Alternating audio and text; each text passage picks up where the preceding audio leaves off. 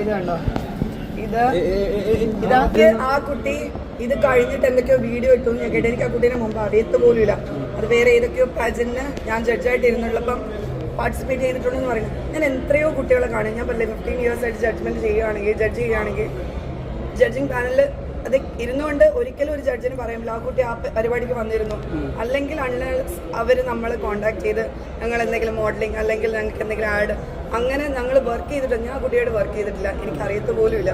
അപ്പം ഞാൻ മനഃപൂർവ്വം ഒരു കുട്ടിയോട് അങ്ങനെ ചോദിക്കേണ്ട ആവശ്യമില്ല. പിന്നെ ആ കുട്ടിക്ക് ആ ക്വസ്റ്റ്യന് ഒരു പ്രോബ്ലം ഉണ്ടായിരുന്നെങ്കിൽ ഈ ക്വസ്റ്റ്യൻസ് എല്ലാം ആ കുട്ടികൾക്ക് നേരത്തെ കൊടുത്തിട്ടുണ്ടായിരുന്നു.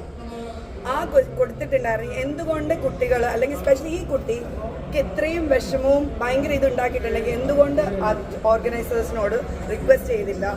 അതിൽ ഒരു എന്താ പറയുക എതിർപ്പ് കാണിച്ചില്ല. അതെടുത്ത് മാറ്റാമായിരുന്നല്ലോ. ഞങ്ങൾക്ക് തരുന്നതിന് മുമ്പ് അതെടുത്ത് മാറ്റിക്കൂടായിരുന്നോ? ഈ കുട്ടി വോയിസ് റേസ് ചെയ്തിരുന്നെങ്കിൽ ആ ക്വസ്റ്റ്യൻ അതിലുണ്ടാവില്ലായിരുന്നു. അപ്പൊ ഉണ്ടാവാതെ പബ്ലിസിറ്റിക്ക് വേണ്ടി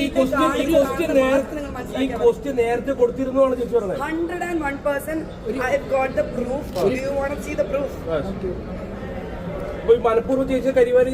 അല്ല, അതിലുള്ള 6 ജഡ്ജസ് ഇത് കാണിച്ച് ചോദിച്ചിരുന്നെങ്കിൽ അത് കോൺട്രവേഴ്സി ആയനെ. അത് വേണമെന്ന് അവർ മനഃപൂർവ്വം ചെയ്തത് തന്നെയാണെന്നാണ് ഞാൻ പറഞ്ഞു വരുന്നത്. മനസ്സിലുണ്ടോ?